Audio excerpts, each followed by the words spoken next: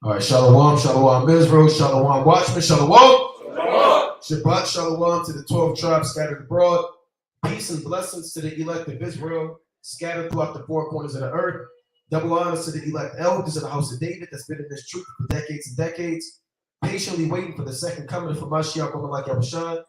A hearty, mighty Shalom to all of the mighty men of the Lord who are out on the highways and byways, in season, out of season, pushing this truth, magnifying the ministry, presenting their body as a living sacrifice, and enduring all things for the elect's sake. Shalom, Shalom. Shalom to all of the men that may not be out there in the highways and byways as of yet, but they're working on it. They're getting built up in the spirit. They're praying, they're fasting, they're studying, they're being diligent and abounding in the work of the Lord. Shalom, Shalom. Shalom to all of the sisters out there, widows, unmarried, married, those who reverence their husbands, submissive, moving in the fear of the Lord, those who may be unmarried, who tend upon the Lord without distraction, ancient men and children. Shalom, Shalom. Happy feast of the destruction of Nicanor. Come Yasha. Come Yasha. All praises to the Most High for this mighty feast day and this Shabbat. Right, you can't be more thankful to the Most High for the destruction of our enemies, man. All praises to the Most High. As we always do, let's go to Acts chapter 18 and verse 4. God, Acts chapter 18 and verse 4. And he reasoned in the synagogue every Sabbath and persuaded the Jews and the Greeks. Right, another Sabbath service to persuade Israel who knows that they're Israel to continue the law, statutes, and commandments, the faith, the brotherly love, the charity, all things to magnify the name of the Lord. And to the brothers and sisters just coming back to the truth, right, forsaking the ways of this world, to compel them to be at the church of Berea, to search the scriptures daily and diligently to see if the words that we spoken in them are true or not, right? And the only way we can do this is through Philippians 4:13. Philippians chapter 4 and verse number 13.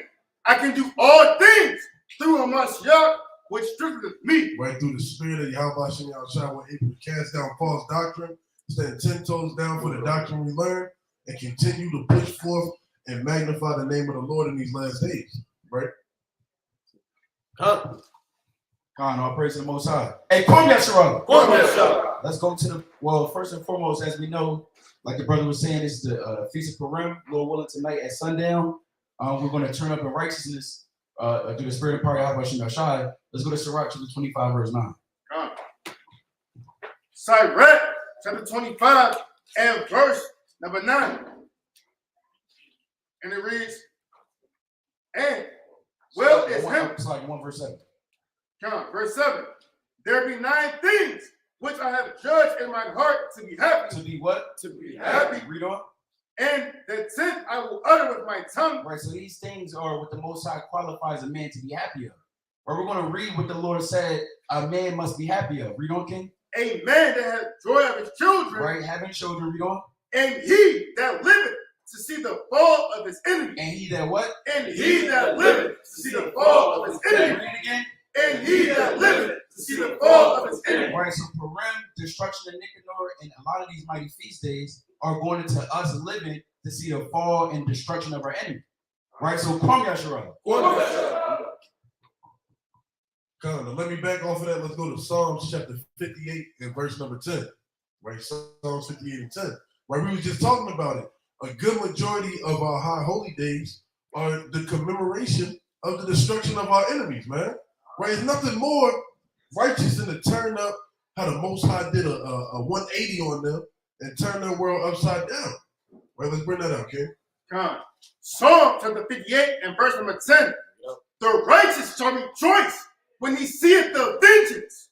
He shall wash his feet in the blood of the wicked. And the righteous are rejoicing because we have a memorial day to remember how the Lord destroyed our enemies and brought us from oppression, brought us from captivity, brought us from the snares of death. Right? Keep reading, King. So that a man shall say, verily, there is a reward for the righteous. Verily, he is a God that judges in the earth. Right? And this is reassurance to all Israel, man. Right? Even though we may be in oppression today, we got to go to work, we got to deal with bills, infirmities, things that we don't want to deal with in the flesh. We know that the God of Abraham, Isaac, and Jacob, he's living, he's going to judge the earth and bring the righteous back into rulership. And we're going to probably have another high holy day, Lord willing, in the kingdom with the destruction of Babylon the Great. Right. That's right. Let's go to Psalms 91 and verse 7, right? Let me back on that. Psalms chapter 91 and 7. It's a beautiful thing. It's a very beautiful thing because we're conditioned to remember every wicked day that the so-called white man has, man. Memorial Day, gotta remember that. 9/11, take a moment of silence. You gotta put your head down for Veterans Day. You gotta get ready for Columbus Day. There's a lot of day, Independence Day. So there's 1,000 days that we have to be charged with to remember for the so-called white man, right? But when you bring up slavery, you bring up the transatlantic slave trade and these different it's like evil things that befell us. Right. Now you got to move on and forget about it, man. But when you come into this truth, the Most High tells you to remember the days of old, man. Right. Consider, get that verse in Deuteronomy 32. Let's start at 7. Right? The Most High commands us to remember the days of old. So we're not going to forget about Haman, man. We're not going to forget about Nicanor. Right? We're not going to forget about Mordecai and Esther and Judas Maccabeus and Simon and Jonathan, man. Right. Bring it up. Deuteronomy chapter 32 and verse 7. Remember the days of old. What the Lord say? Remember the days of old. That's not an option. You're commanded not to eat pork. You're commanded to keep the Sabbath day. You're also commanded to remember the days of old. The days of old are not the days of Coretta and Martin Luther King. It's not the days of old, Jim Crow. The days of old are not the civil rights movement. The days of old are 2100 BC, when Abraham walked the earth. You understand? 3000 or so BC plus when Noah walked the earth. Right? Around the time of David, 1000 BC or so. Huh? Right around the time of Solomon, 930 BC. The time of Esther, around 480 BC. So we're going back over 2,500 years, man. This is the history that they don't tell you, man. Because our history, again, we always said it begins in 1619. And you started as a slave. You were swinging from a tree. You had a bone in your nose, right? You was cooking up other people in a pot, man. And a so-called white man, he was jumping up and down with a spear, with a loincloth on. But the so-called white man told you come down from the tree. You climbed down from the tree, and he put damn food on the ship, man. And we ran up on the ship, and he sealed it up and brought us over here, man. Right? That's the history of the so-called black men in America. Read it again from the top. Deuteronomy chapter 32 and verse 7. Remember the days of old. Right. Consider the years of many generations. Right. We're going back thousands of years. Read on. Ask thy father, and he will shoot you. Thy elders, and they will tell you. Now go to Psalms chapter 91 and 8.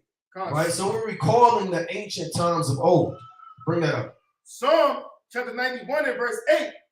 Only with thine eyes shalt thou behold and see the reward of the wicked. You're going to see this place go down, man. You may smell that fire, that thermonuclear fire. You may smell Esau's flesh rotting and decaying by the chariots, man. You may hear the sounds of the buildings collapse and the bombs drop, man. All of your senses are going to be activated in that time, man. Go on. Because thou hast made the Lord, which is my refuge, even the Most High, thy habitation. You see that? So the Most High is going to allow you to see the end of this man's world, man. And that's what we want to see, man. We want to live and see America go down, man. Right. We want to get beamed up in the chariots, Lord willing, and as we're getting beamed up, we're watching the missiles come down. Hit your so-called supervisor, maybe your so-called boss, maybe your old plantation you worked at, man. All right, it's just damn disintegrating them, man, with fire and brimstone. And Purim is a beautiful time because it follows the destruction of Nicanor, man. Right. And Purim is 2 days long of celebrating the deliverance that Yahweh Shemashah has given us via our forefathers and foremothers. So let's go to Esther 1 and 1. And every brother should be in the spirit of reading Esther around this time. Huh? Like we went into the Monday night fire, you know, it's not time to be looking for a tent for the Feast of Tabernacles. Huh? You out of tune with the spirit. You're trying to look up, okay, where do we get the venue? Right? I don't know if to get a big tent or I get a small. Whether you're completely out of tune with Yahweh Shemashah, huh? Right? You're trying to figure out, you're prepping for the Day of Atonement. Okay, I gotta eat. Brother, get in tune with Purim, man. Get in tune with the destruction of Nicanor, man. Right? You can't force the course of a river, man. So bring that up. Esther chapter 1 and verse 1. Right? Now it came to pass in the days of Ahasuerus, which reigned from India even unto Ethiopia, over 107 provinces. Right, so this is the Persian Empire. The Persian Empire is one of the major empires prophesied in the Bible. Go to Daniel 7th chapter. Right? Ahasuerus is also known by what name? Brothers know? By show of hands? By show of hands? By show of hands? Xerxes what? Xerxes the Great. Xerxes the Great. Right? So that's the king that you read about when you watch the movie 300. Right? That's the king with the chains, effeminate. That's that man. Right? So bring that up. Daniel chapter 9 and no, Daniel 7 and start at 5. Chapter 7 and verse number 5. And behold, another beast, a second like to a bear, and it raised up itself on one side, and it had 3 ribs in the mouth of it, between the teeth of it. And they said thus unto it, arise, devour much flesh. Right, read that again. And behold, another beast, a second like to a bear. Remember, these are 4 major empires Daniel prophesied about that he saw in the night visions. The Neo-Babylonian Empire, the Medo-Persian Empire, which we're reading about, the Greek Empire, and the Roman Empire. All right, so what we're reading now is about the Persian Empire being used as a similitude of a bear with 3 ribs in his mouth. So read on. And it raised up itself on one side. Right, because the Persians took down the Medes. When you go into the history, we understand Cyrus the Great came out of Persis and took down Astyages of the Median Empire at Ecbatana around 552 to 550 BC. And the Persians became the sole rulers of the known world at that time. That's what it means it raised up itself on one side, from a joint empire to an independent empire. Read on. And it had 3 ribs in the mouth of it, between the teeth of it. Meaning it devoured 3 other beasts, right? The 3 other beasts that it devoured was, brothers know, the Lydian Empire, around 545 BC with King Croesus and the Battle of Thymbra and the Siege of Sardis. When you go deep into it, also Babylon fell in 539 BC by Cyrus the Great at the Battle of Apis. And then you had the Battle of Pelusium. Cambyses II in 525 came down and destroyed the Egyptians. Right? So those are the 3 ribs in the mouth of it during the time of Esther, during the time of Nehemiah, during the time of Ezra, during the time of Malachi, during the time of Zechariah, during the time of Haggai, Daniel. All these prophets and forefathers and foremothers lived at the exact same time. And they're all around circa around 440 to around really 480 to around maybe 427 or so, right? BC. All right, so go on. So like, reading on. That's it on that. Right, Slaki, that's it on that. So that's the Persian Empire. So you can read about the Persian Empire around the time of Esther, but you can also read about it in the book of Daniel. It's also in Daniel, the 2nd chapter. So go to Daniel, the 2nd chapter. Daniel chapter 2 and verse number 39. And after thee shall arise. Start at 37. Verse 37. So here's a dream Nebuchadnezzar had. Go on. Thou, O king, art a king of kings, for the God of heaven has given thee a kingdom, power, and strength, and glory. Right, he's talking to Nebuchadnezzar. Go on. And wheresoever the children of men dwell, the beasts of the field and the fowls of the heaven hath he given into thine hand, and hath made thee ruler over them all. Thou art this head of gold. And you can look up this statue on your own. At your own time, you can go and type in Daniel, the 2nd chapter statue, Nebuchadnezzar's dream. And there's some type of artist depiction of what this statue looked like. It has a head of gold, has an arms and chest of silver, thighs and belly of brass, legs of iron, and feet of iron mixed with miry clay. Now, the head of gold is what? The Neo-Babylonian Empire. The arms and chest of silver is what? The Medo-Persian Empire. All right? The thigh and belly of brass is what? The Greek Empire. And the legs of iron is what? The Roman Empire. Then you have the 10 toes, which goes into what? This system we live in now, dealing with NATO and the EU and its political structure that Esau has right now. So never let nobody tell you when the Bible's not real. I don't know if that's a real book. It's a book of fairy tales. There's got a lot of good lessons in there. I know about Jonah and the fish. I know about Noah and the ark. Right? That's all people know about the Bible, huh? The Bible covers real life history. From the creation all the way to the end of the world. And major empires that even get top scholars at these universities, they're prophesied in the Bible, man. You can't refute the Medo-Persian Empire.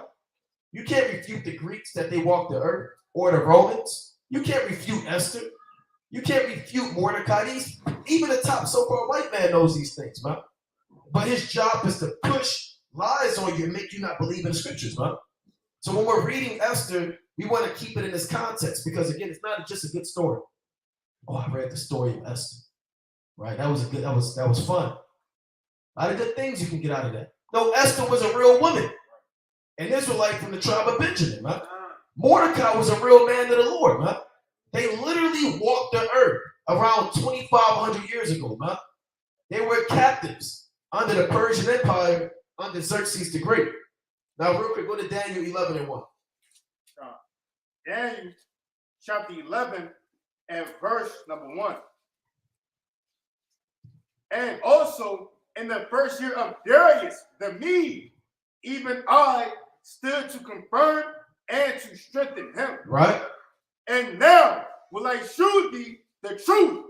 Behold, there shall stand up yet 3 kings in Persia, and the 4th shall be far richer than they all. And by his strength, through his riches, he shall stir up all against the realm of Greece. So there are 4 kings. You want to pull up King Baba Bashar, the list of the Medo-Persian kings of the Achaemenid Empire. You'll also hear them being called the Persian Empire or the Achaemenid Empire. Now, the 4 kings we're going to show you on the screen. You have Cambyses II. You have Ardiah, or also known as Pseudo-Smyrnes. You had Darius the first, and then you had Xerxes. Okay, scroll down a little bit, Baba Bashar. So here's a list of the Persian Empire. All right, you should be able to see it on the screen. Okay, go down, Baba Bashar. Okay, go down, King. So here's the Achaemenid Empire. A little bit more, King. So you have Cyrus the Great, right? That's a king that ruled before Cambyses II. It's kind of a delay, right? Cyrus the Great, you can read about all throughout the Bible. He's in the book of Isaiah, the 44th chapter, the 45th chapter. Go to Isaiah 44 and 28. So you can read about Cyrus the Great in the Bible, man. There's documentaries on him. For brothers that's big into history, you can look up histories of and documentaries of the Persian Empire, man. That's what the first chapter. Yeah, you don't have to watch a Sports Center all day, man. You're watching the top 10 highlight reel all day. You can go into the history, man. So bring that up. Isaiah, I believe, 44 and 28. Isaiah 44 and 28. That said of Cyrus, he is my shepherd, and shall perform all my pleasure, even saying to Jerusalem, thou shalt be built, and to the temple, thy foundation shall be laid. So Isaiah lived about almost 200 years before Cyrus. And he prophesied of Cyrus coming on the earth. That's Cyrus the Great. His earthly, worldly title is King of Kings, man. King of Babylon, King of Sumer and Akkad, and the King of the 4. That's a proud title right there. King of the 4 corners of the world. That's proud. Right? King of the 4 corners of the world. Right? But that's the king. But guess what? When you read Daniel 11 chapter, he's not one of those 4 kings. All right? So scroll down. Baba Bashar. Okay. Here's your first king. His son is Cambyses II. He's the one that took down the Egyptians. That's the first king mentioned in Daniel 11 chapter. When the Lord said there will be 3 kings. That's your first king. We're not going to do an in-depth breakdown, show you about his children, his wife, what he like to eat. We're just going straight to his name. Right? The second king is Bardiah.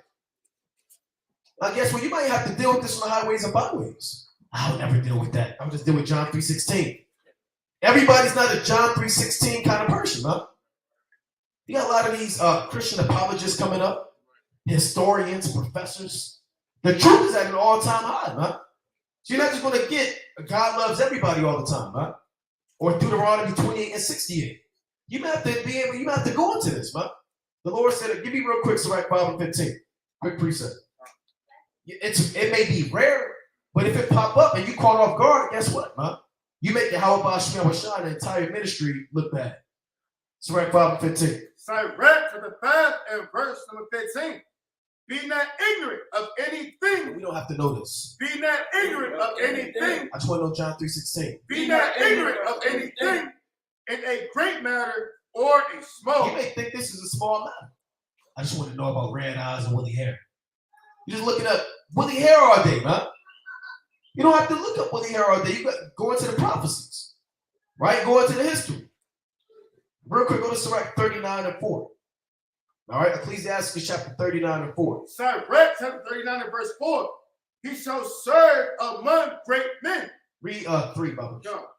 Verse 3. Now, for brothers to have a 6, who has a 16:11 here? You got it? You trying to read the description of Sirach 39? You know how they give you the subtitle, right? They give you the subtitle of Ecclesiastes, the 39th chapter. It's probably not going to be good. No, if you got the it says Sirach 39, a description of him that is truly wise. See that? So here's a description of a man that's truly wise, man. What type of skill sets does this guy have? Read verse 2 of Sirach 39. Sirach 39 and 2. He will keep the sayings of the renowned men, and where subtle parables are, he will be there also. So he's going to dive into the parables, man. He's not going to, I don't want to know that. Right? Go on. He will seek out the secrets. He will do what? He will seek out the secrets. So going into these prophecies are secrets, man. Do you spend all your time into it? No, but you have a just balance, man. Right? You do what's necessary for salvation, but you also get into these prophecies. Read on. He will seek out the secrets of grave sentences. And what? And be conversant in dark parables. So he's conversant, meaning this guy, you can talk to him about anything, huh? This guy might be able to talk to you about Daniel. He might be able to talk to you about the milk. He might be able to talk to you about bread. And we all want to be those kind of men, huh? Right? You don't want to sit there, brother, start talking about something, you got to leave the room. I got to go get something to drink. I got to go to the bathroom. The brothers are talking about the Gentiles being Israelite foreigners, and you got to leave because you don't know what's going on. You've been in this thing 10 years. Right? Go back to Daniel 11 chapter. Daniel 11 and verse 2. So your first king is Cambyses II. Your second king is Bardiah. Your third king is Darius the Great. And your fourth king is Xerxes the First. He's the one that's far richer than them all. And they show you that in that movie, huh? I believe Dan Snyder made that movie. I can't remember. But the guy that made the movie 300, they show you the wealth that Xerxes had, huh? Chains and gold. You see how they was carrying him on the throne. And he didn't even touch the ground down there, man. He had slaves that would bend over, and he would use them as steps, man. You know? So he called himself a god. So this guy, he was the richest king of them all. So read that, King Baba Kishore, one more time. Daniel chapter 11 and verse number 2.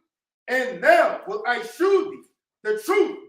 Behold, there shall stand up yet 3 kings in Persia, and the 4th shall be far richer than they all, and by his strength. And by his strength, meaning his military power, his military might, his army. Even in that movie, they thought it was an earthquake.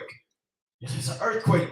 And the king was Leonidas. Now he said, no, those are battle formations, man. Right? So that's how massive his army was. They thought it was an actual earthquake. Read on.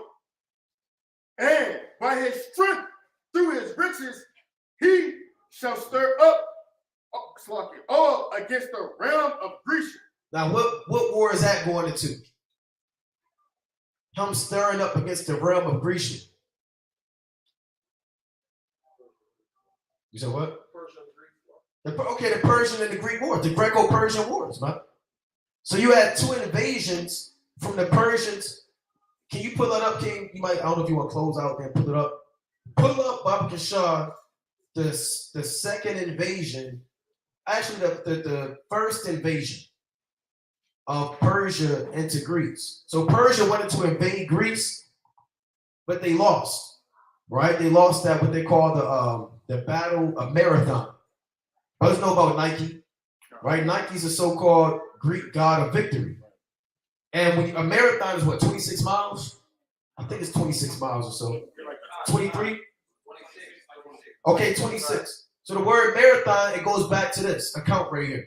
Because this man ran 26 miles from where they defeated the Greeks. He ran to their capital and he yelled Nike, which means victory. We overthrew the Persians.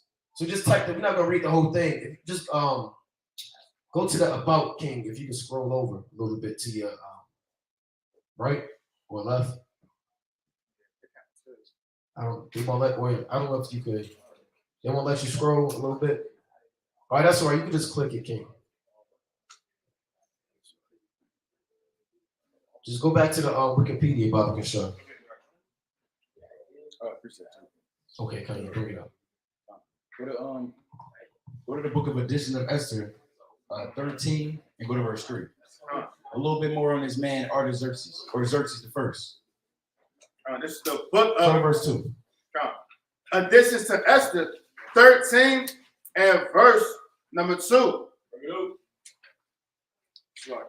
After that, I became Lord over many nations and had dominion over the whole world, not lifted up with presumption of my authority, but carrying myself always with equity and mildness. Right, so real quick, when brothers go into the history, like the brother was going into, this Persian Empire was known as the first world superpower. Right. Today you have America, today you have Russia, right? These are superpowers in the earth because of how vast their empire expands. But nevertheless, the Persian Empire was the first known superpower in the world. That's why it says that he was Lord over many nations. You got something? Quick point. There's no empire to this date, geographically speaking, that has been the size of the Persian Empire. No, not even the Greeks, not even the Romans. Geographically speaking, no empire has ever been as large as the Persian Empire. Okay, come. So when you look at this, right, it reads the first we're not going to read this whole thing, but straight to the point. The first Persian invasion of Greece during the Greco-Persian Wars, that's what Daniel 11 is talking about, began in 492 BC and ended with the decisive Athenian victory at the Battle of Marathon in 490 BC. The invasion, consisting of two distinct campaigns, was ordered by the Persian king Darius the Great. That's what Daniel was dealing with, right? When you read in the first year of Darius the Mede and all of that. Darius the Great, primarily in order to punish the city-states of Athens and Etruria. So when you read that account, Darius wanted to expand, the Most High shut it down, and that was your first invasion. So when you watch the movie 300, that's the second invasion. He wanted to avenge his father's loss and go into Greece and do what his father couldn't do. See if you go to the second invasion. And this is beautiful history to go into, man. Our forefathers, when we watch these movies, that they lived during that time. The average Negro that watched movie 300, they think that they didn't even exist during that time. I never was around. So old. You were around, brother. You was in slavery. Bring that up. You isolate yourself from history, man. You want to jump all the way to 1600s. Here's your second invasion of Greece. Right? As King Xerxes the First, that's the king you read about in the book of Esther. He had his hands full, man. Right? Reading on. Persia sought to conquer all Greece. The invasion was direct, if delayed, a response to the defeat of the first Persian invasion of Greece at the Battle of Marathon. Jumping down, after Darius' death, his son Xerxes spent several years planning for the second invasion, mustering an enormous army and navy.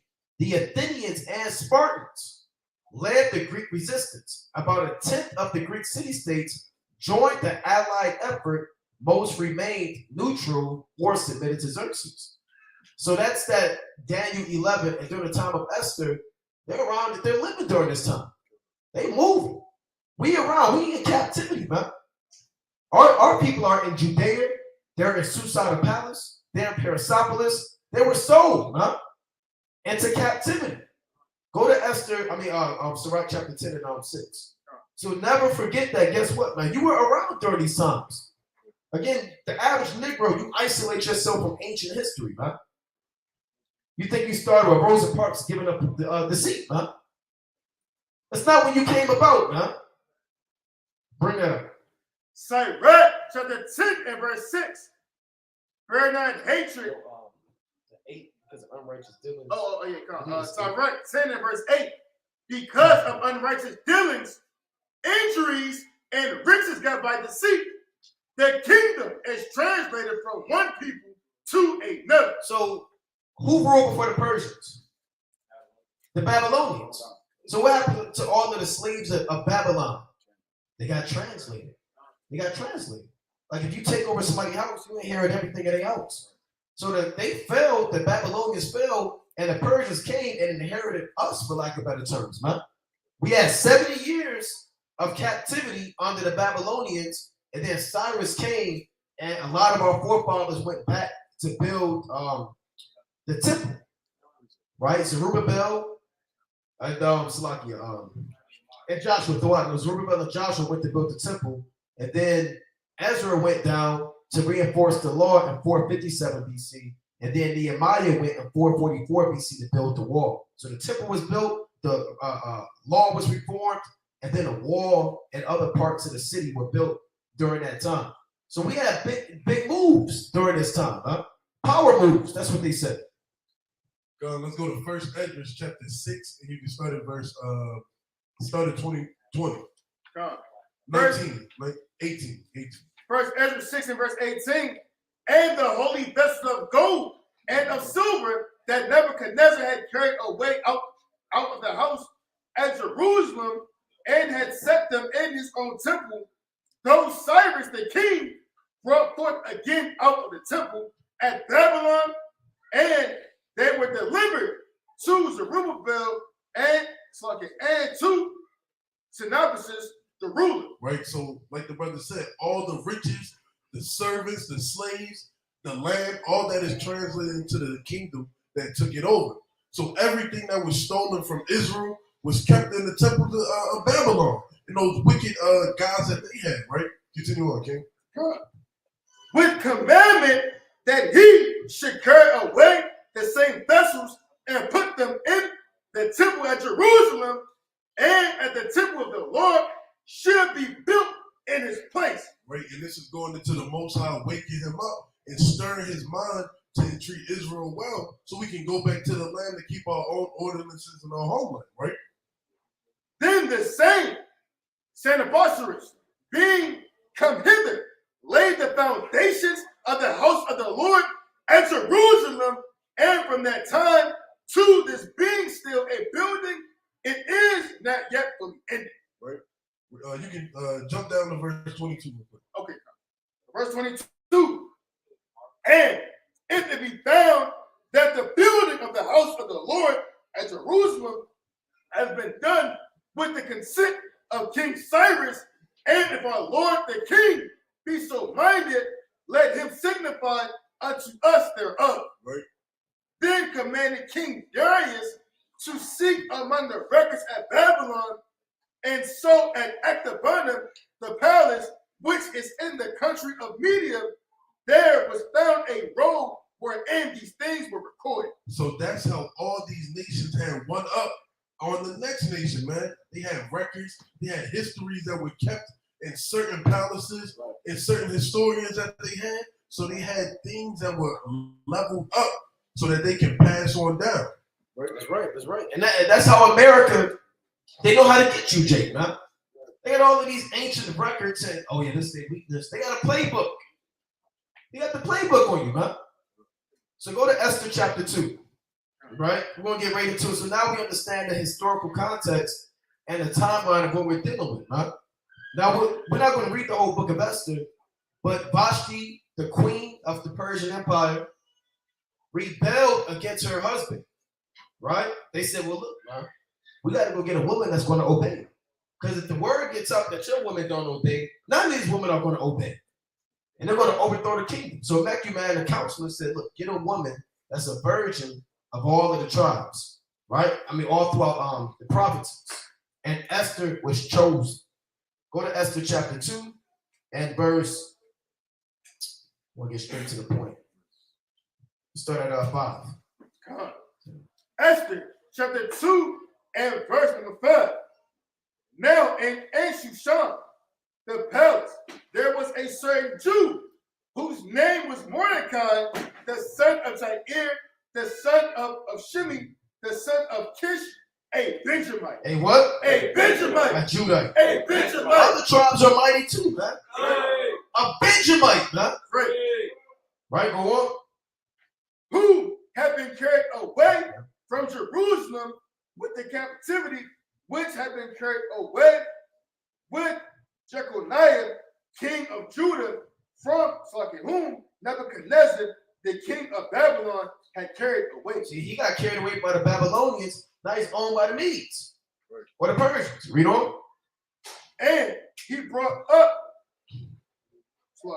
Hadassah, that is Esther, his uncle's daughter, for she had neither father nor mother. Now, she's not Yahweh or Melchizedek. That's not what it means.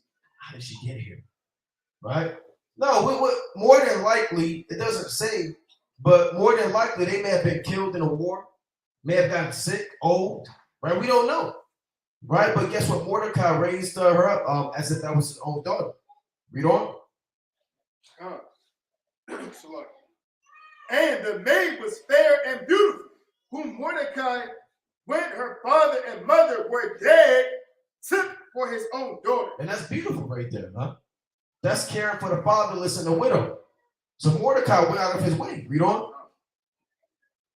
And so it came to pass, when the king's commandment and his decree was heard, and when many maidens were gathered together to Shushan the palace, to the custody of Haggai, that Esther was brought also unto the king's house, to the custody of Haggai, keeper of the women. Now, Esther didn't have a say-so in this, man. She didn't have a say-so in this. Now, go to Proverbs 20 and 24. The word Purim means lots, right? Lots, or the casting of lots. Another word, now shall I put up the definition of lot? Right? Now, another word for lot is what? Your destiny, your fate. They call your calling, predestination, divine intervention. All of these are worldly terms used for the word lot. And every one of us have a lot. Us being in this room right now, this is our lot right here, huh? No matter what you was doing in the world or in time past, you might want to scroll down because he's not going to give you. Let's see. So they're not going to give you what you need. All right, go to what does lot mean in the Bible? See what they give you. All right, click that. See what they give you. Why are you going into lot, man? We're not talking about Lot the man. Right? Yeah, go to the blue letter. Let's see what we can get. Right? Go to the blue letter. Right? We're not talking about Lot the man. Right? The righteous man who had to give up his daughters. Man. That the angels be not defiled. It's a tough call right there. All right, hold on. We're gonna go to it right here. All right? Now read that again in Esther King. Proverbs 20 and 24. Proverbs 20 and verse 24. Man's goings are of the Lord. What the Lord say? Man's goings are of the Lord. Here we're going to put it in blue letter in the Hebrew. Man's goings are of the Lord, man. So Purim is all about lots. It's about people being selected or chosen. And what the world calls coincidences. It's no coincidence that Esther was called to be one of the women virgins, man. It's no coincidence that Haman is an Edomite. It's no coincidence that you're in this room right now, man. Right. That's strange. I feel like it's strange that I met you today. What a coincidence.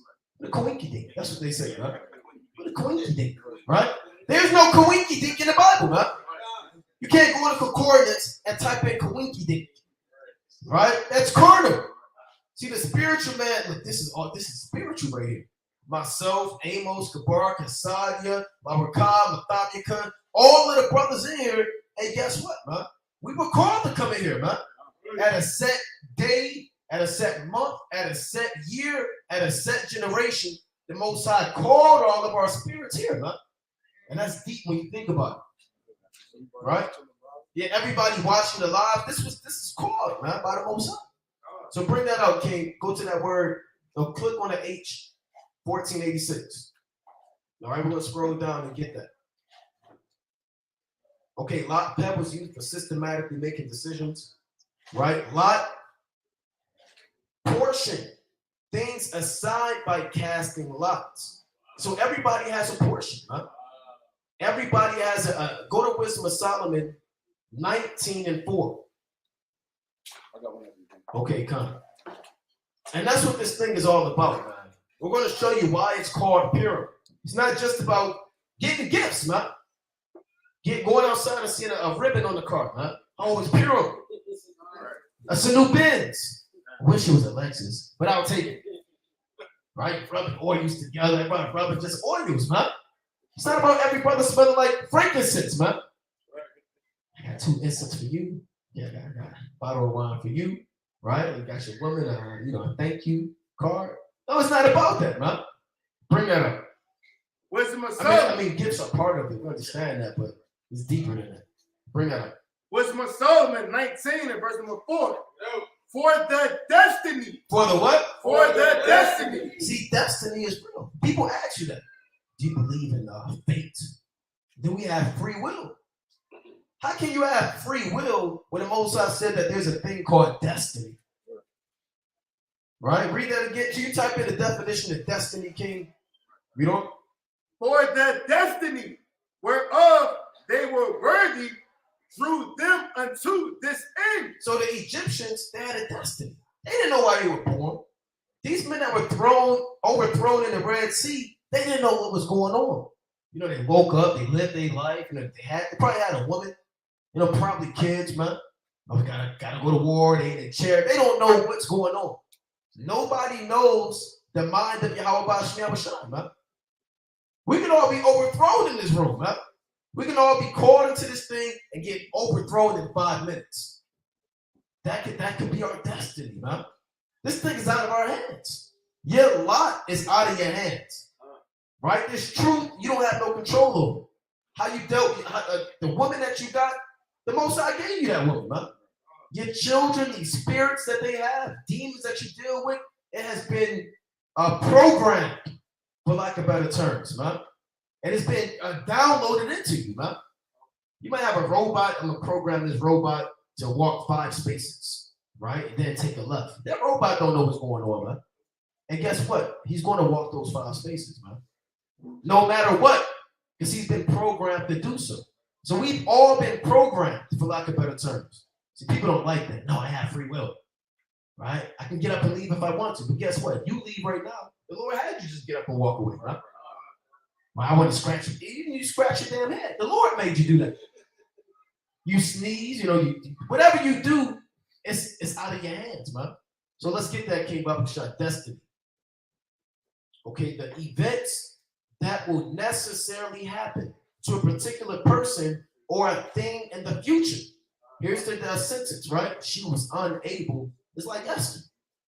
Mordecai told her, we'll read it, that she was brought into the kingdom for a time like this. She was unable to control her destiny. The hidden power believed to control what will happen in the future. Look at the synonyms. Future, fate, fortune, doom, lot, portion, doom, nemesis, dole. So lot and destiny, they're interchangeable, right? They're interchangeable words. John, let's go to Proverbs 16 and 33. Proverbs chapter 16 and verse number 33.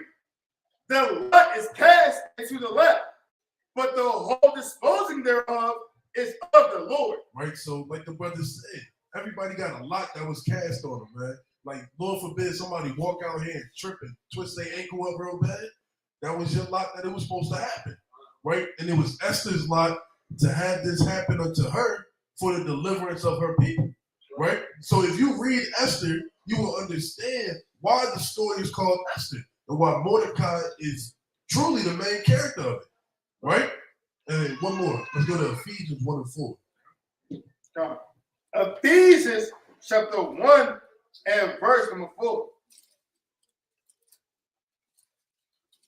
Right? According as he have chosen us in him before the foundation of the world, that we should be holy and without blame before him in love. Right? Having predestinated. Yeah, what? Having predestinated. Right, so it was already laid out from the foundation before anything was made that Israel would be his people, the elect will be the elect, right? The wicked will be the wicked, right? Spittle will be spittle, right? It was predestinated. Having predestinated us unto the adoption of children by Yahushua HaMashiach himself, according to the good pleasure of his will. Right, so it was just how the Lord wanted to do it. It pleased the Lord to do whatever he wants. Right? That's why you see these crazy earthquakes happening, because the Lord ordained that from the foundation of the earth on this set time. What was that? February 20th, 19th, 30,000 people in Turkey had died. Right? All things were already predestinated from the foundation of the earth. Right? Go to Proverbs 18. You go to verse. I want to go to verse 22. I believe. Right. It's like 18. Proverbs 18. Proverbs. So you still want to First Chronicles? Yeah. Oh, let's get that first. First Chronicles 25. First Chronicles 25 and verse 8. Right. And they cast lots. What the Lord say? And they cast lots. So man, they may cast lots. We may be struggling with a decision to make, so we may cast a lot. At the end of the day, like the brother brought out in Proverbs 16 and verse 33, when man casts a lot, the whole disposing thereof is of the Lord. At the end of the day, the Lord is going to allow his will to be done. You could drop that. Go to Proverbs 18. Proverbs 18 and verse number 18. Right. The lot causes contentions to cease. Right. And parts between the mighty. Right. So again, you may have contentions or problems, or you may try to get to the bottom and the root of the matter. So it may just be that you have to cast a lot. You had to count in Jonah, I believe, they drew straws, if I'm not mistaken, right? To see who will call upon our God, if I'm not mistaken. You also had, it's like, yeah, come. And then you also have a similar account about when he chose the 12 disciples, right? So at the end of the day, the Lord, he can allow a man to cast a lot, or pretty much go into, who's going to go into the bottom of what the lie is going to be. But the Lord, at the end of the day, he chose that from the beginning. Like the brother brought out, you also got that in the book of Titus, the first chapter, right? So at the end of the day, the Lord's destiny is going to make itself manifest. That's why you even got Esau. They have something known as manifest destiny, which is their so-called lot, or their divine intuition. They said that the Lord allowed them to get this land. Now we know that's actually according to the scripture, right? It was the Lord that put it on their spirit to come over and conquer the northern tribes that was over in his land, right? But brothers got it. Brothers continue. Let's real quick go to Psalms chapter 16. Now you have people that deal with it's called clairvoyance. So they'll say lots are wicked. They say you can't cast lots, right? Lots are wicked because you're trying to control. We had a brother that tell us, I don't want to cast lots in a situation because your spirits are going to overthrow my spirit. That's not how lots work. That has nothing to do with that, man. If 5 brothers agree on one thing and you agree on one, and casting lots is not influenced by the brother spirits, man. Lots are strictly the hand of Yahweh Shem. And guess what? You casting that lot, that's part of your lot, man. Any lot being cast is part of the lot of the Most High. And lots, you can't cast a lot. And let me say this: modern day lots are more so like brother said, pulling the drawing the straw, right? That's what you do. People flip a quarter, they'll roll the dice, right? They'll whatever, man, highest card, whatever people do. These are things that you do when you take it out of man's control, and you take it out of man's influence, and it's in the hands of Yahweh Shah. That's what a lot is. It's a decision made where man has backed out of it to influence in any form or fashion, and the probability or how it's being done is all up to the Lord, right? That's what it is. Now, real quick, go to Psalms, chapter 16, real quick. Psalms 16 and 4. chapter 16 and verse number 4. Their sorrow shall be multiplied that hasted after another God. Their drink offerings of blood will I not offer, nor take up their names into my lips. The Lord is the portion of my inheritance and of my cup. Thou maintainest my lot. What David say? Thou maintainest my lot. So David kind of knew some things, man. You're maintaining my lot. Right. Every situation David was in, and the Lord told him he was anointed to be king, man. David was called to be king while Saul was king, man. So from the time David was anointed, any adversity, him dodging Saul's spirit, that's the Lord maintaining his lot, man. Because he was set up to be king. Him surviving the sedition of Absalom, him surviving the sedition of Adonijah, all the adversity that he dealt with, that was him coming out on top, was the Lord maintaining his lot because the Lord told him he would be king. Right? Go on. The lines are fallen unto me in pleasant places. Yea, I have a goodly He heritage. said, I got a good lot, man. He kind of knew his lot. He kind of knew what the deal was, man. Like you people that shoot that, man, I keep hitting damn sevens, man. Right? Right? I keep hitting sevens, man. Right? Read on. I will bless the Lord who hath given me counsel. My reins also instruct me in the night season. And even the Lord can come to you by dreams to maintain your life. Go to Job real quick, 33 and 14. Because you might be about to do something wicked, but you already have a particular destination you got to go, huh? So the Lord come to you by dreams and program you to know, no, this is what you're going to do today. You're going to call out of work today, right? There's an accident. Then you look up, it was a damn accident, huh? And 4 people died. Wow, I was going to go in. That's crazy. I don't even know why. The Lord had you call out, man. Wow, that's strange, man. Man, I can't believe I missed that, man. I was going to go that way. Something told people say my first mind. Where's first mind at in the Bible? I got to go with my gut. The universe. Yeah, the universe, man. The universe is good to me. This week has been good to me, right? I hope March is as good to me as February, huh? And you're just ascribing glory and credit to vanity, huh? Instead of Yahweh Shah, huh? So bring that up. Job chapter 33 and verse number 14. For the Most High speaketh once, yea, twice, yet man perceiveth not. This man is on a low level. A man might tell you, hey, Ak, you being proud. You're just a man. My God told me no. Then another brother come to you. Hey, Ak, you know you, look, Ak, you kind of being proud. Well, what does he know? Right? You just came into the truth. Right? What do you think you are, man? I've been in this thing 15 years, man. You don't know nothing. So he might not take correction once. He might not do it twice. It's not what the Lord got to do. And a dream and a vision of the night, when deep sleep falls upon men and slumberings upon the bed, then he openeth the ears of men and sealeth their instruction. So the Lord seals up your instruction. Tells you what you're going to do, but you don't know what's going on in the night. You're in that deep slumberings. Esau called it your REM sleep. They call it your REM sleep when you're in that deep, deep sleep. And nothing can wake you up. And the Most High come down with the spirits and work in your mind to keep you on that path he wants you to be in, huh? And there's nothing you can do about it, huh? Whatever you're doing, it's done by the Most High. The scratching of the beard, right? The fast that you went on. Hey, guess what, man? Brother, hey, the time that you went off. A lot of brothers, I don't know about that one. Right? That was Satan. Yeah, it was Satan, but who sent Satan? The Most High, man.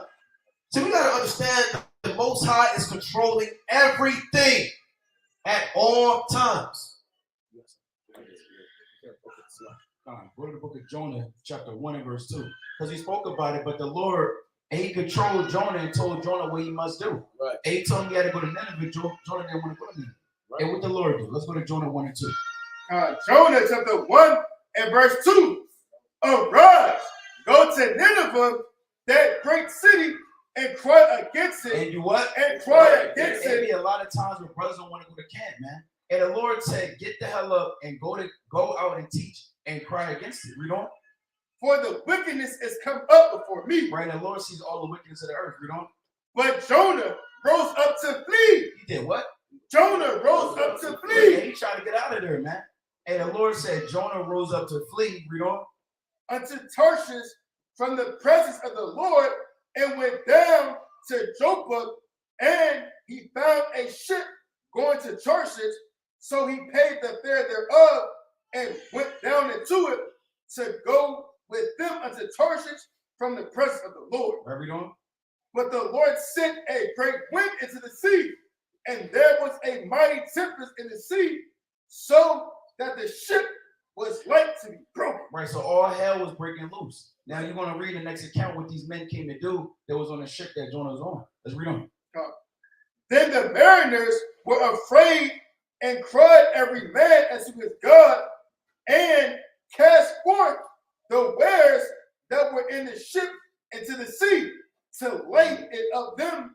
But Jonah was gone down into the sides of the ship, and he lay and was fast asleep. Right, we just read what the Lord do when you fast asleep. And he'll seal your instruction. The brother just brought that out in Job 33 and verse 15. Let's read on though.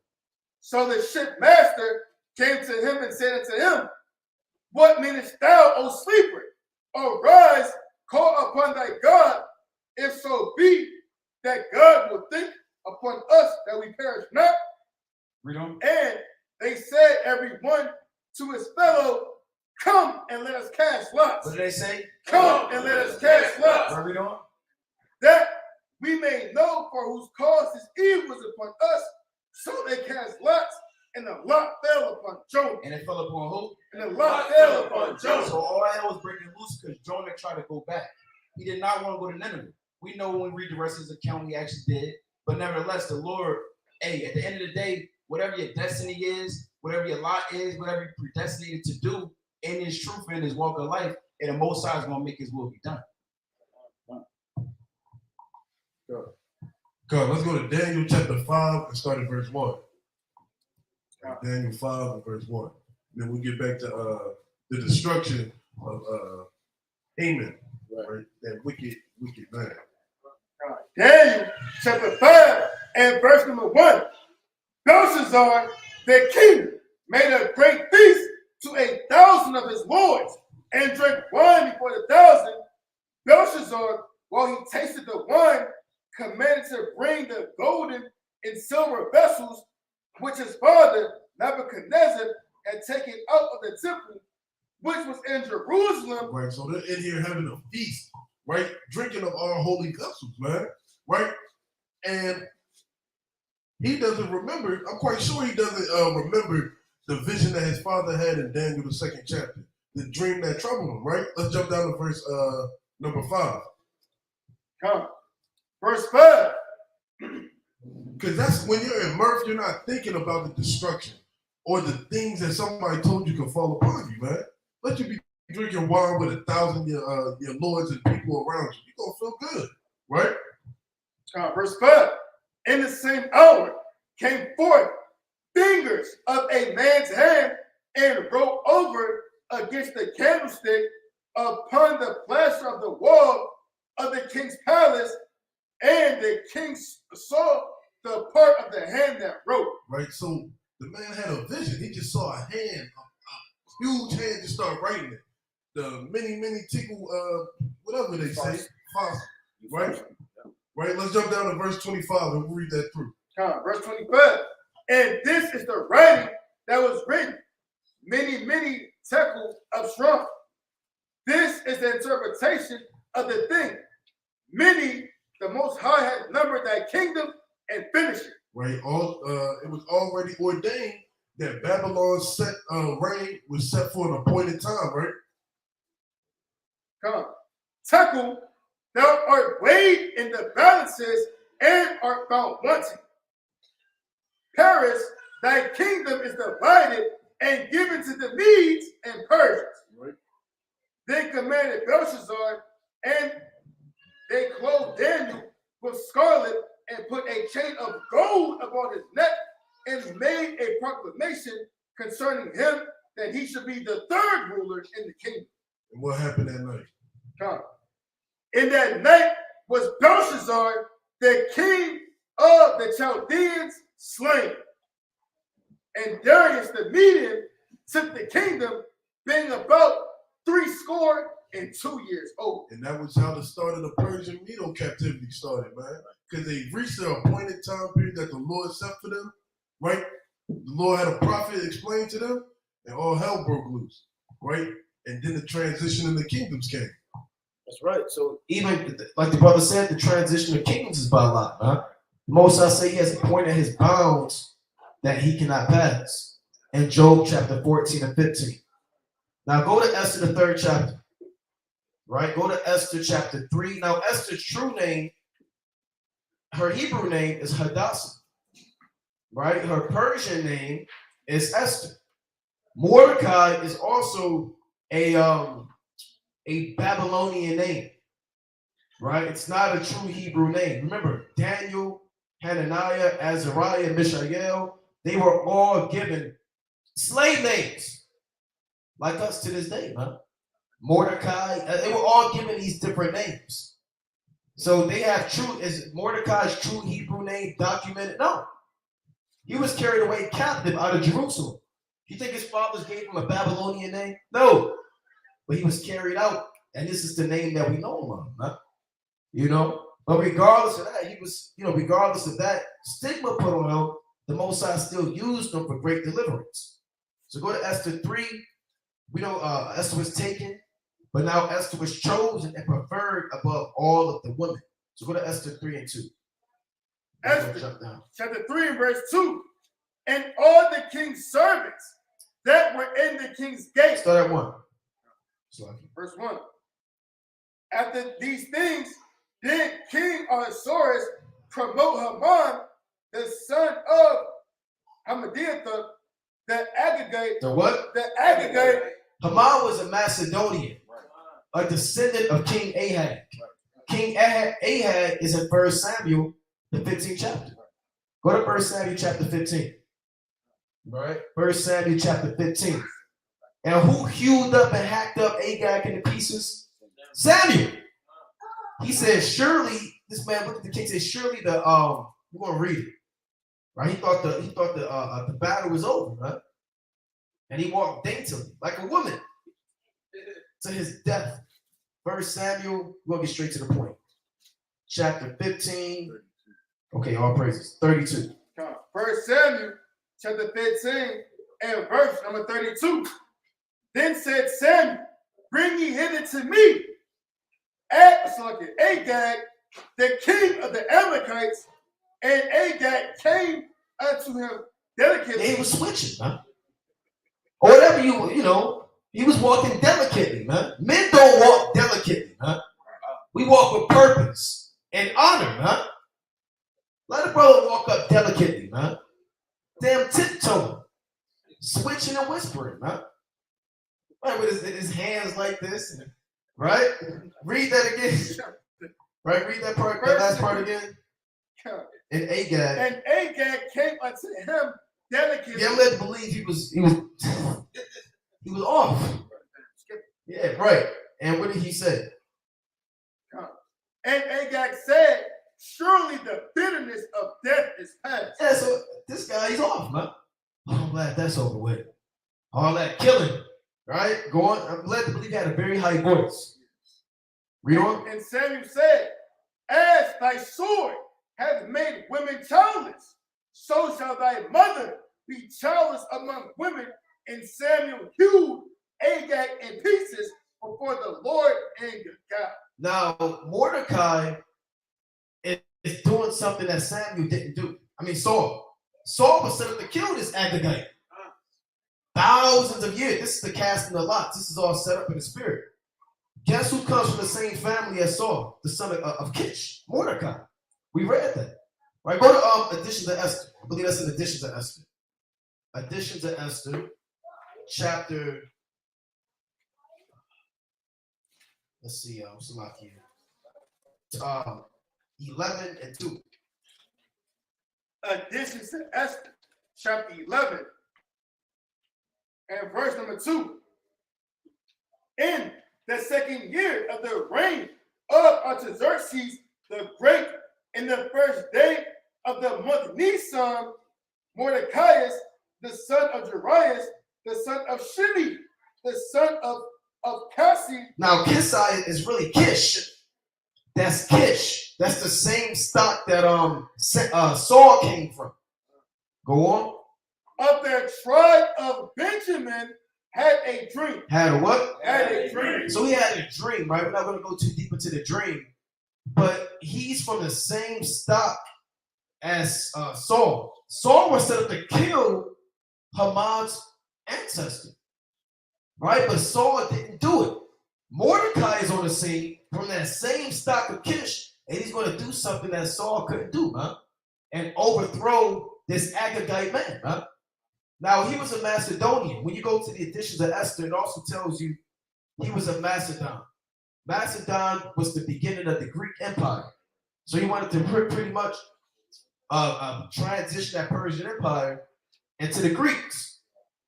So we encourage brothers to read the editions of Esther and get a little bit more detail about what's going on. Now go to editions of Esther chapter 10 and verse 1. Come. Editions to Esther chapter 10 and verse number 1. Then Mordecai said, the Most High have done these things. Mordecai is Mordecai, right? It's the Latin way or Greek way of saying Mordecai. You'll see that in Second Ezra. They'll call Obadiah, Agaius, Zacchaeus, Zechariah, Haggeus, and all of these different men. Read on. For I remember a dream which I saw concerning these matters, and nothing thereof had failed. So he was a prophet, right? He wasn't just a Benjamite, man. How, man? He was a prophet. Read on. A little fountain became a river, and there was light and the sun and much water. This river is Esther, whom the king married and made queen. And guess what? He can interpret dreams, man. Deep, dark dreams and visions. Mordecai was on a high level, man. Read on. And the two dragons are I and Haman. He had a dream. Imagine this dream right here, man. You'll wake up confounded, not knowing what's going on. He had a dream of two dragons. One is Haman, one is Mordecai. Go on. And the nations were those that were assembled to destroy the name of the Jews. And guess what? This is going to happen during what time? Jacob's trouble. The time of the end. We're that dragon in this time right now on the right-hand side. And these nations, they're the other dragon on the right-hand side to try to assemble and destroy the Jews. Read on.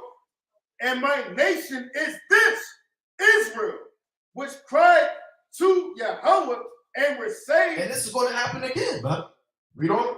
For the Lord has saved his people, and the Lord hath delivered us from all those evils, and the Most High hath brought signs and great wonders, which have not been done among the Gentiles. Read. Therefore hath he made two lots. He had what? He had made two lots. 1,000 of them. He had made two lots. At the end of the day, we all belong, if we're part of that number, to one lot. There's two lots. Right. Read that part again. And this is Esther, chapter 10 and verse 10. Therefore hath he made two lots. One for the people of God. What the Lord say? One for the people of God. And what? And another for all the Gentiles. There's only two lots, man. So you people saying that these nations can make it, you're going off, man. The Edomites, the Edomites are going to deny their father, Esau, and come back. Right? They're going to disown. Where's that in the Bible, man? Right? The Hamites are going to finally put their fringes on and stop damn sticking their hand inside a cow, man. And drinking blood. They have their lot. There's nothing they can do about it. Read on. And these two lots came at the hour and time and day of judgment before God among all And nations. this is going to happen again, man. Read on. So the Most High remembered his people and justified his So inheritance. there's two lots, one for the heathen, one for the elect. The Lord is going to deliver the elect at a set hour and day, and then judge the heathen. That's what Esther is really about on the deepest level. It's about the judgment day of Israel and the judgment day of the heathen. But it's played out on a minor level between Mordecai, Esther, and the Persian Empire, Haman. Haman is symbolic for all of these devils, man. All these Edomites. Because remember, what tribe did he come from out of Edom? Yeah, he was Amalek, an Agagite. Who's ruling the earth right now? Amalek.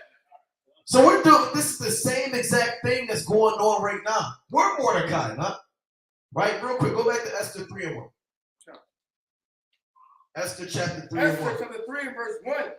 After these things did King Ahasuerus promote Haman, the son of Hammedatha, the Agagite, and advanced him and set his seat above all the princes that were with him. Right? And all the king's servants that were in the king's gate bowed and reverenced Haman. What do you think these nations are doing right now? They're bowing down to Amalek, man. Everybody bowed down to the beast. They're into Christianity, democracy, religion, lewdness, profanity, man, and madness, man. So again, this is what happened back then, but it's on a small level. It's happening on a small level. Right now, we're living it on a bigger level. Right? So everybody bowed down to Haman. Imagine your so-called boss comes to you with a ring. Kiss my ring. Right? Come on. You know the game. You want that check? Right? Come on, boy. Kiss this ring, man.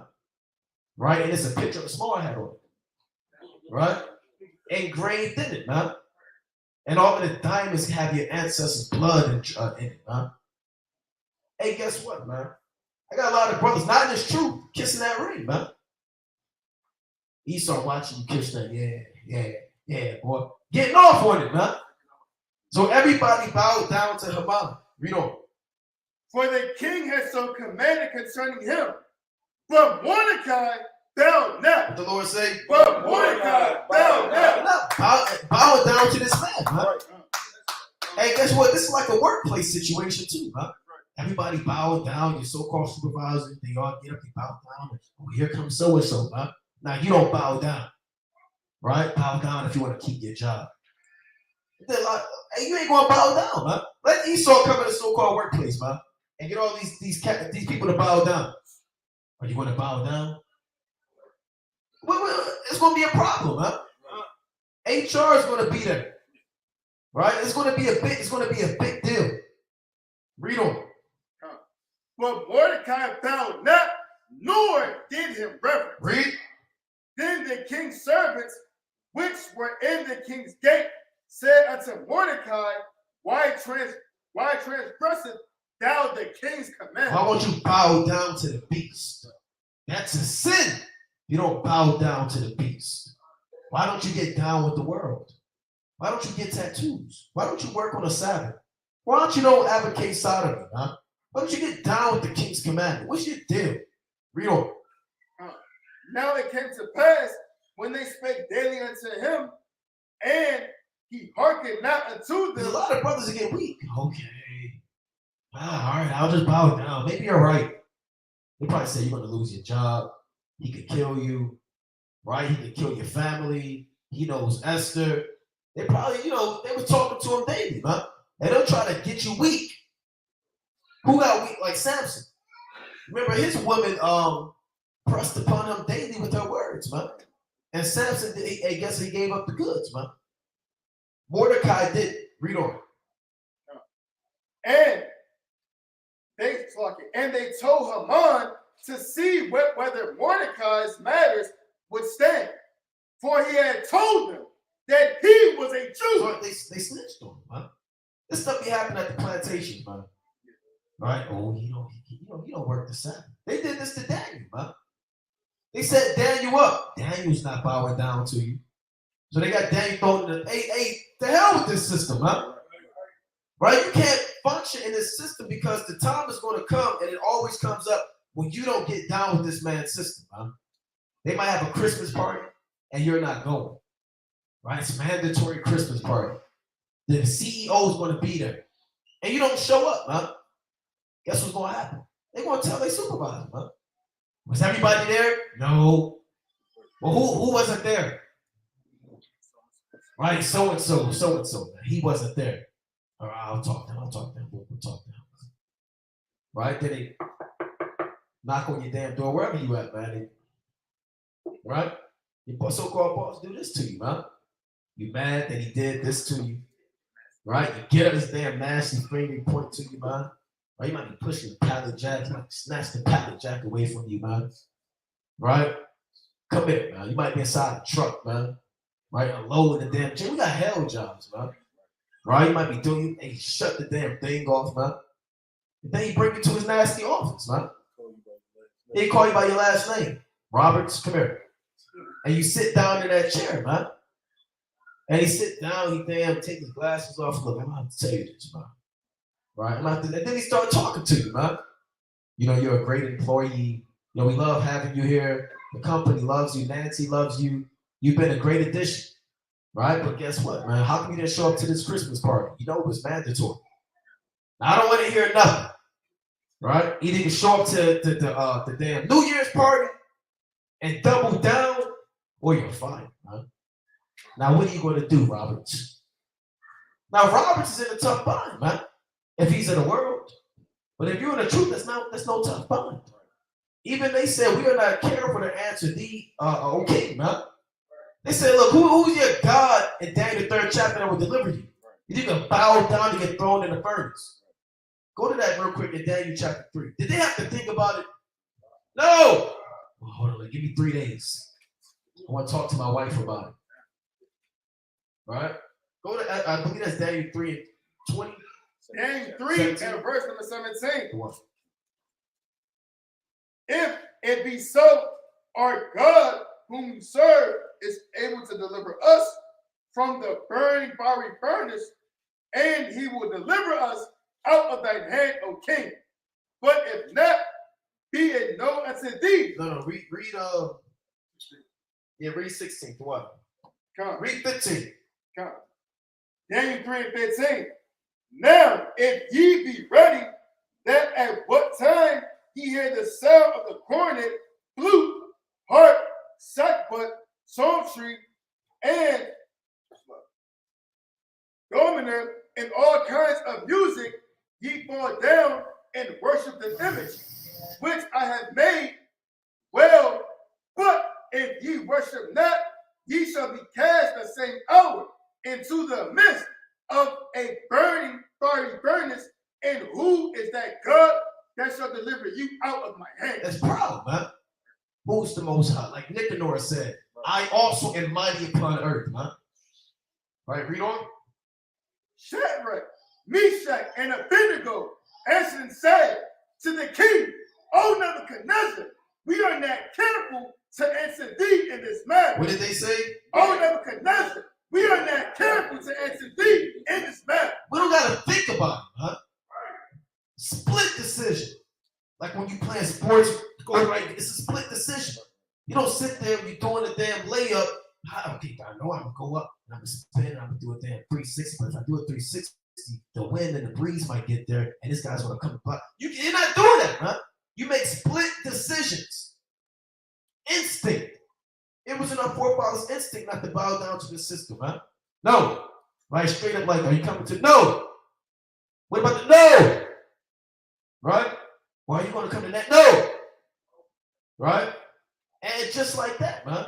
You don't have to, just give me, last time I went, it was, you don't have to sit there and beat around it. No. Because the Most High's watching you, man. He going to see if you get, he know your spirit, man. He going to see how you going to answer this man, huh? If you kind of beat around it, let me think about it. All right? Just give me 2 days. And the Most High's going to get rid of you, man. If you can't tell this man in his workplace what the deal is, how are you going to do it in an hour of temptation? When this thing really heat up, when your life is on the line, your woman life on the line, man. He used to open a gun to your son and daughter head, huh? Eat this pork or I'll blow their brains out. I'll give you 5 minutes and he leave the room. Say, hold on, don't go nowhere. Do what you gotta do. I'm not eating that pork, huh? Right? And guess what? That's a beautiful spirit to pray for, man. That's a spirit that comes with faith. You know, so having that faith is what got Mordecai out of that jam, huh? So go back to Esther, the 3rd chapter. Go to 2 Maccabees 7 and go to verse 7. 2 Maccabees chapter 7 and verse number 7.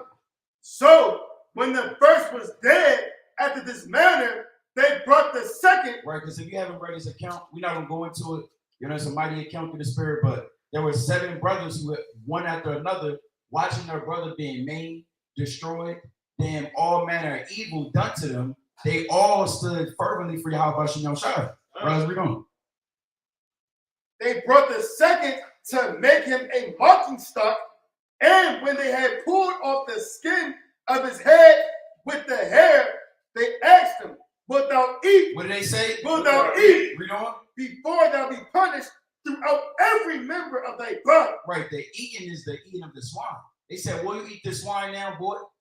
And guess what? Let's see what he said. Verse 8. But he answered in his own language. In his what? In his own language. Read on. And said, "La'ah." He said what? La'ah. One more time. La'ah. He said in his own language, La'ah. And if you're new to this truth, La'ah in the Hebrew, in the Lashon Kadash, it means no. So he said, "No, I'm not going to eat this." Let's read on, King. Wherefore he also received the next torment in order as the former did. Right, so he didn't bow down. Right, and that's the point. You got it. That's right. That's right. God, let's go to Mark chapter 8 and verse 37. Mark chapter 8 and verse number 37. 35. Number 35. For whosoever will save his life shall lose it. But whosoever shall lose his life for my name's sake and the gospel's, the same shall save it. Right, like the brother was saying, it was a known thing amongst our forefathers, right, that we couldn't save our own lives. Right, our forefathers knew that everything was up to the Lord, and that's the spirit we gotta be in these last days. Right, you can't save your own life, man. Thinking you John Wick, right? They got a gun to your daughter's head, and you're gonna do a backflip and throw a pin, and it's gonna jam the gun up. Right, the Lord's gonna do that, man. Right, that's why our forefathers have such mighty acts, because they always trusted in the Lord in all things. And they knew that their life and the things that they went through was not up to them. Right? And that's why it's important to keep that in your mind as you celebrate Purim. Right? That it wasn't of Mordecai's own doings. Right? It was all of the spirit of the Lord that had this play out in that way. Right. I got one more. Can you go to 1 Kings chapter 19, verse 18? Right, let's see what a mighty forefather, right? One of the mightiest prophets, if not the mightiest prophet, Elijah has said. Bring it up, King. 1 Kings chapter 19 and verse number 18. Right. Verse 18. Right, because in these last days, it's going to be a famine. Right. We know it's going to be a famine of actual food. It's going to be a famine of the word too. Right, in these last days, or in this time right here, Elijah was experimenting through a so-called famine during the time. Right, so the Lord, let's bring it up. Yet I have left me 7,000 in Israel. Right, so Elijah was questioning if he was the only one remaining out of all the prophets that was still serving Yahweh Shem Shai. But what the Lord said, read again, King. Yet I have left me 7,000 in Israel. Right, read on. All the knees. All the what? All the knees. Read on. Which have not bowed unto Baal. Read on. And every mouth which have not kissed. Right, so the Lord still has a remnant of men and souls that never have bowed down to Baal or the spiritual demon Satan or Haman or the so-called white man or the so-called Jewish man. That in these last days, they still have never bowed down. Right, so brothers got to keep that in mind as we continue to, as we get closer and closer, you know, to this upcoming Purim. Right. Don't bow down to the beast, man. Don't get weak. Right? So go back to Esther, the 3rd chapter. Esther chapter 3 and verse 5. Esther chapter 3 and verse number 5. And when Haman saw that Mordecai bowed not, nor did him reverence, then Haman full of wrath, He was full of wrath. Go on. and he thought scorn to lay hands on Mordecai alone, for they had shewed him the people of Mordecai. He said, look, he's a Jew. Here's all of his people. Here's what they look like. Here's what they do. Here are their customs. Go on. Wherefore Haman sought to destroy all the Jews that were throughout the whole kingdom of Ahasuerus, even the people of Mordecai. Right? In the first month, that is the month Nisan, in the 12th year of King Ahasuerus, they cast Purim. They did what? They cast Purim. This is lots. Right? This is where the word Purim comes from. They cast lots. Go on. They cast Purim. That is the lot before Haman, from day to day and from month to month, to the 12th month, that is the month of Adar. They cast lots to figure out a day on when they would destroy the Jews. The lot fell on the 13th day of the Slakia, on the 12th month. And when you read about it, it goes to the 13th, the 14th, and the 15th day. So that was the day they cast Purim or Pur and said, boom, here's the day. Let's mark the calendar. We're going to destroy all of the Jews. So they cast a lot to destroy the Jews, but the true lot was when you read Esther, Haman being destroyed. And the Jews destroying the people who sought to destroy them. Right? So let's read on. Actually, we're going to jump down. Let's go to Esther chapter 4 and verse 14. Esther 4 and 16. Esther chapter 4. It's like you can. 4 and let's start at 13. Esther chapter 4 and verse number 13. And we just jump, right? We're not, like I said, we're not going to read the whole book of Esther. So he sought to destroy the Jews. Mordecai was out there welling in the king's court. Esther went out and said, well, why is Mordecai mourning? Mordecai told her that we're about to be destroyed. We need you to speak up. And here's when Esther comes in the scene. We need you to talk to the king and tell him, shut this whole decree down. Esther said, I can't do it. I don't know. I'm nervous. Mordecai did what? Read on. This is where we at now. Esther 4 and verse number 13. Then Mordecai commanded to answer Esther. Right, because remember, Esther fell out of, I don't want to use the word love, but the relationship between her and the king became a little bit stale. So she hadn't seen the king in 30 days. And how can you approach the king? Brothers, remember, he got to stick out his scepter. And if you come up there, guess what? And he don't stick your scepter out, you get put to death, man. So this is a big deal right here, man.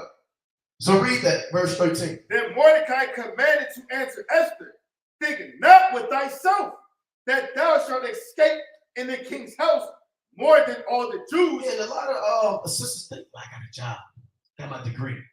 Y'all got to deal with poverty and all of that. Right? A lot of sisters think that, the so-called white man give them certain things. They don't have to deal with affliction with us. Guess what? You was on a slave ship too. You was picking cotton too, where you had your degree and your weave and your lace front and your sew-in and those lashes, right? And you're black and mild, man. You was in this thing with us, man. Now you with Esau, man. Right? So Mordecai, hey, guess what? And you in this thing too, man. You're a Jew, you're a Jew too, man. Right? Sometimes you need that reminder, man. Read. Think not with thyself that thou shalt escape in the king's house more than all the Jews. You're going to get caught out there too. Read on. For if thou altogether holdest thy peace at this time, if you don't say anything, then shall their enlargement and deliverance arise to the Jews from another place. The Most High can still deliver us if you hold your peace. But what? But thou and thy father's house shall be destroyed. You won't get caught out there, read. And who knoweth whither thou art come to the kingdom for such a time as this. Read that part again. And who? God. And who knoweth whether thou art come to the kingdom for such a time as this. See that? He said, look, you were brought into the kingdom for this, man. This is why this is your lot. Right? They casting lots. I'm telling you, this is what your lot is, man. Think about it. Think about how you were called out of all of the women. You were chosen. The Most High brought you favor because this was going to happen, and you're the only one that's close enough up there in the king's court to be able to speak on our behalf. And this applies to us too, man. Read that one more time, and who knows? Come. And who knows? And we got to think about that in this world, man. While we're in this truth, we go to camp, we're in the highways and byways. We were brought into this man's kingdom for such a time as this, man. And if we hold our peace, us and our father's house are going to be destroyed, man. We were brought into this man's world. Some brothers born in the 60s, 70s, 80s, brothers born in the 90s. You was born not in Indonesia. You could have been born in Japan. You could have been born in somewhere in goddamn Canada, man, or in the woods somewhere, man. But the Most High brought you were born in Babylon for a reason, man. Out of all, you could have been somewhere doing God knows what. But the Most High brought you here, man. A lot of brothers you was brought in cheap cities, man. The Most High got you familiar with New York, Philly, Chicago, Detroit. You know, bro, you were born here, man. You know the environment, you know the people. All to get back, you were brought here for a reason, man. To deliver our people, man. So this is a deep, Purim is very deep, man. When you consider us being brought into this man's kingdom for such a time as this. Read on. Verse 15. Then Esther bade them return. Mordecai this answered. Go gather together all the Jews that are present at Shushan, and fast ye for me, and neither eat nor drink 3 days, nights, or day. I also and my maidens will fast likewise, and so will I go in unto the king, which is not according to the law. And what? And if I perish, I perish. What did she say? And if I perish, I perish. What did this mighty sister say? And if I perish, I perish. Hey, it is what it is. That's the verse. It is what it is. Before you check it, look, it is what Esther been saying that, huh? Hey, it is what it is. And I'm sure she didn't say, if I perish, I perish. Your mother get, or your auntie, or when somebody order your food wrong, or somebody do something. You know how they get, man. Right? Brothers know how they get, man. Or somebody messing with their child or something. They can be chilling, boom, just like that, man. And Eve is a lioness, man. If I perish, man. And she said, we're going to fast for 3 days. Women of the word, they're not fasting for 3 days. They're doing mukbangs with crabs and seafood boils. Right? They're going out and they're eating the finest food. And they're not fasting, man. Crab cakes, hoagies, stuffed crust, deep dish. Damn dinosaur nuggets, man. Right? Eat any damn thing, man. But Esther, she said we're going to fast 3 days. A lot of brothers can fast 3 days and 3 nights. This was her deal, and this is the plan. We're not going to fast. I'm going to fast 3 days and 3 nights. Me and my sisters, man. We're going to hold it down over here. And guess what, man? We're going to let the Most High work this thing out. So we have a lot of righteous foremothers, man. There's a reason this book is called Esther for a reason. It's not called Mordecai. As righteous as Mordecai is, it's called Esther, man. Right? Read on. Or read that one more time. Verse 16. And if I perish, I perish. So Mordecai went his way and did according to all that Esther had commanded him. Now we jumping up. Esther's plan was to call a banquet to ask the king to overthrow the decree. But Esther set up Haman. Let's go to Esther chapter 7. Right? Esther 7 and verse 3. Come on. Esther chapter 7 and verse 3. Then Esther the queen answered and said, if I have found favor in thy sight, O king, and if it please the king, let my life. Oh man, hold on. We're gonna jump around. This whole book, the whole account is good. Because the previous chapter, man, when you read chapter 6, it goes into Mordecai being exalted. Right? But go on. O king, if it please, O king, if it please the king. Actually, Slack, you can go to Esther 5 and 14. Come on, Esther 5 and verse number 14. Then said Zeresh, his wife, and all his friends unto him, let a gallows be made of 50 cubits high. So after Esther said they want to fast, Haman still wanted to get up with Mordecai. He asked his so-called white woman what she would do. And she said, lynch the Negro. Lynch the black man. Right? You Jakes want to deal with these so-called white women, man. They're all as arrest. Lynching. You got that police officer caught now, man. Where she at in St. Louis? She was somewhere, man. But guess what she's saying now? They groomed me. These 5 so-called big, monstrous, gorilla black men groomed me to do lewdness, man. Right? So that's what she's saying now, man. You know? So she said, lynch him. Read on. Let a gallows be made of 50 cubits high. That's extremely tall. Read on. And tomorrow speak thou unto the king that Mordecai may be hanged thereon. That happens all the time. You got these pictures of these Edomite girls smiling and getting you lynched, getting you arrested. Right, go on. Then go thou in merrily with the king unto the banquet, and the thing pleased Haman, and he caused the gallows to be made. So he's making the gallows. Read on. Chapter 6 and 1. Come on. Esther 6 and verse 1. On that night could not the king sleep. Now, when you go into the history, they tell you the king couldn't sleep because the gallows were being made. There was a lot of work being done in the spare moment.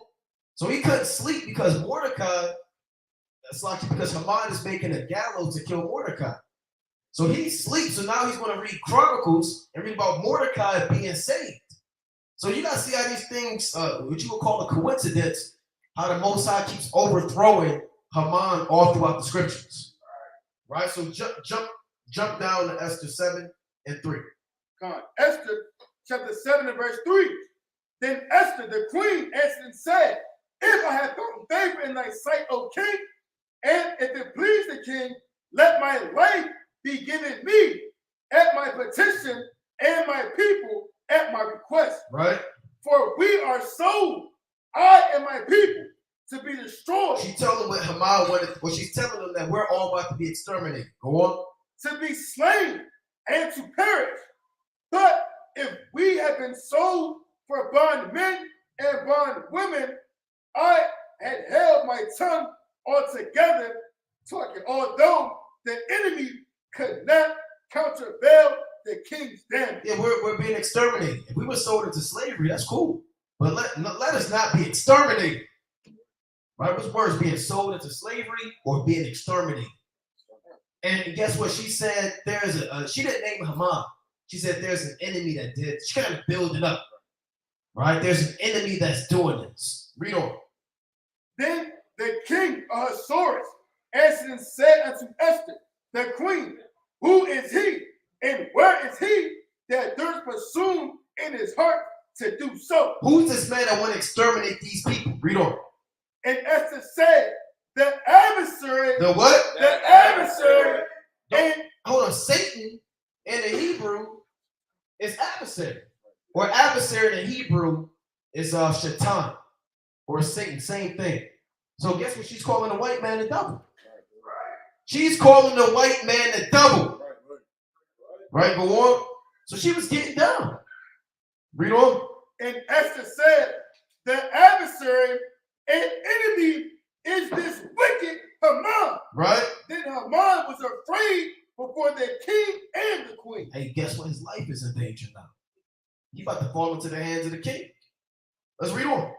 And the king, arising from the banquet of wine in his bread, went into the palace garden, and Haman stood up to make request for his life to Esther the queen, for he saw that there was evil determined against him by the king. She's outsmart the so-called white man. Stop letting you think the so-called white man is so damn smart, man. And everything's going to go his way, man. We're more intelligent. We got the Most High with us. We're wiser. We're subtle. We're cunning. We're thinking 10 steps ahead, man.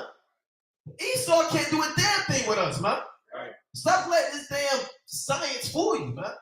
And we're going to the moon, right? We're going to send a We're going to Mars. You Negroes been to Mars. You got people talking about, well, we're going to go to this galaxy in the year 2050. Wow, the white man is so smart. Wow. Look how he done. He's Jesus. And he's going to the moon. Right? He has iPhones. And he gives me food stamps. And he gave me a job. Surely there is no fault in this man. Right? Neither corruption in his members. Right? And then that's how you get down with Esau, man. Right? But let's read on. Verse 8. Then the king returned out of the palace garden into the place of the banquet of wine, and Haman was fallen upon the bed. Well, how this happened? It's no great breakdown. There's no great breakdown of how this happened, man. But now he's falling upon the bed. Right? Read on. Whereon Esther was. See that? Then said the king, will he force the queen also? Will he what? Will he force the queen also? So guess what, man? Right? Go on. Right? Will he force the queen also before me in the house? Damn, before me in the house, man. You gonna force yourself on my woman? Read on. So Esther probably, we don't know. We don't know what happened, man. She probably could have grabbed him, or I don't know. There's no account. But all of a sudden, now he's on the bed, man. Esther probably screaming, we don't know. Right, read on. As the word went out of the king's mouth, they covered Haman's face. They threw that, that black bag over your head, man. Like they show you in the movies, man. That big black bag, read on. And her bundle, one of the chamberlains, said before the king, behold also the gallows 50 cubits high, which Haman had made for Mordecai, who had spoken good for the king, standing in the house of Haman. Then the king said, hang him thereon. The Lord say, hang him thereon. We're going to do the so-called white man. Hang him thereon. Weapon of Esau. Hang him thereon. Hang the so-called white man. And all of us, man, we can go outside. There's a lot of trees out there, man. We all had our own Edomite, man. And we could just put a noose around his neck, man. Throw it around the tree. Pull him up, man. For every brother. And hey, it'll be a hell of a feast day, man.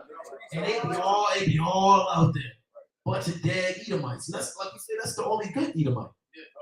There's only two types of good Edomites I like, man. There's only two. A dead Edomite and an enslaved Edomite, man. Those are only two types of good so-called white people, man. So they said we're going to hang the so-called white man. Right? Tell your pastor this, man. Why did the so-called black woman want to hang a white man in the Bible? They'll throw a fit, man. All right, so go on. So they hanged Haman on the gallows that he had prepared for Mordecai. Then was the king's wrath pacified. Then what? Then was the king's wrath pacified. Jump down. 8 and 11. Esther chapter 8 and verse 11. Wherein the king granted the Jews, which were in every city, to gather themselves together and to stand for their life, to destroy, to slay, and to cause to perish all the power of the people and province that would assault them, both little ones and women, and to take the spoils of them for a prey. So the decree to destroy Israel was overthrown. So the Lord said, the Lord put the spirit in the king to say, we all can defend yourself and kill the people that's coming to kill you. Right, go on. Verse 12. Upon one day in all the provinces of King Ahasuerus, namely upon the 13th day of the 12th month. The what? The 13th day of the 12th month. That's today. Right. The 13th day of the 12th month. Guess who else got put to death, man? Nicanor, man. See how the Most High get down, man? Haman killed, and then the 13th day of the same month, Nicanor is killed, man. There's no coincidence. The Most High say, when do I want to peace? I want to kill him on this day, man. Just like Haman, man. Just like Nicanor and Haman, man. So read on. Verse 13. The copy of the writing for a commandment to be given in every province was published unto all people, and the Jews should be ready against that day to avenge themselves on their enemies. Right? So the post that rode upon mules and camels went out, being hastened and pressed on by the king's commandment, and the decree was given at Shushan the palace. So they sent out the post, right? Go on. And Mordecai went out from the presence of the king in royal apparel of blue and white, and with a great crown of gold, and with a garment of fine linen and purple, and the city of Shushan rejoiced and was glad. Right? The Jews had light and gladness and joy and honor, and in every province and in every city, whithersoever the king's commandment and his decrees came, the Jews had joy and gladness. No rent and bills. The Jews had joy and gladness. Depression and stress. The Jews had joy and gladness. Right? A feast and a good day. A what? A feast and a good day. I'm going to fast. A feast and a good day. A feast and a good day, man. Read. And many of the people of the land became Jews, for the fear of the Jews fell upon them. Meaning they wanted to convert to the laws and the commandments. Doesn't mean they shape-shifted. Or the animorphs and the damn bloodline changed, man. Right? Go to Esther. We're going to get maybe one or two more. Esther 9 and verse 21. 20. Start at 19. Start at 18. Esther, chapter 9 and verse number 17. Right? On the 13th day of the month Adar, on the 14th day, the same rested day, and made it a day of feasting and gladness. So go on. But the Jews that were at Shushan assembled together on the 13th day thereof, and on the 14th day thereof, and on the 15th day thereof, of the same day rested, and made it a day of feasting and gladness. So we celebrated at the death of the so-called white man. Read on. Therefore, the Jews of the villages that dwelt in the unwalled towns made the 14th day of the month Adar a day of gladness and feasting. What's coming at sundown? A day of gladness and feasting. What's coming in a few minutes? A day of gladness and feasting, and a good day, and of the sending portions one to another. Because another word for a lot is what your portion. It's very spiritual. It's not the most random. No, that's like Christmas. Right? That's what brothers. It's just like Christmas. The truth. You know, it's deep, huh? It's about the sending of portions, because the Most High is giving us portions, man. The Most High is giving us lots, man, to rejoice in and to glory in on how He delivered us from these nations, man. So the sending of portions is also a reminder of the portion that the Most High has given us, man, of joy and gladness and the deliverance that He's given us, man. Read on. Verse 20. And Mordecai wrote these things and sent letters unto all the Jews that were in all the provinces of the king Ahasuerus, both nigh and far. To do what? To establish this among them, that they should keep the 14th day of the month Adar and the 15th day of the same year. That's Saturday night, which comes in right now, soon, and Sunday night. That's right. Right? So Saturday night to Sunday night is the first day of the month of the day of Purim, and Sunday night at sundown until Monday night at sundown is your second day of Purim.